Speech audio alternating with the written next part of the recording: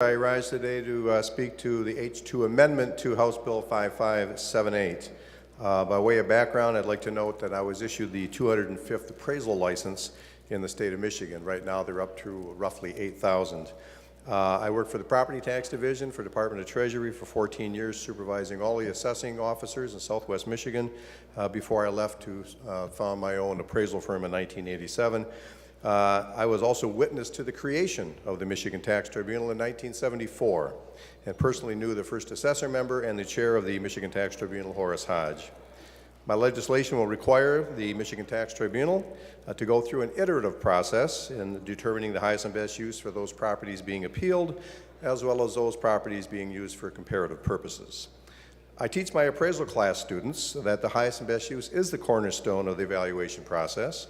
If one gets that wrong for the property being appealed or the property being used as a comparable, then the valuation conclusion will surely be wrong. It also ensures that the Michigan Tax Tribunal utilize generally accepted appraisal practices and all three valuation approaches, cost, income, and sales comparison, that have stood the test of time and are used every day by the roughly 80,000 appraisers in the United States. These three approaches to value have been a mainstay of our General Property Tax Act for over 100 years and have been recognized by courts all over this land. To that point, I'll draw your attention to the recent May 26th Court of Appeals published decision in Maturen versus Escanaba, which mirrors my legislation and repeatedly talks about highest and best use and the three approaches to value. House Bill 5578 provides equitable treatment for all properties. There are no special carve-outs, and everyone is measured by the same yardstick.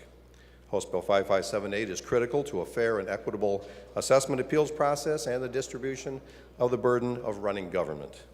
It recognizes an apples-to-apples comparison of appealed properties and those properties used for comparative purposes rather than apples to onions. I appreciate your attention and your consideration of this important legislation, and Mr. Speaker, I encourage a yes vote on House Bill 5578. Thank you.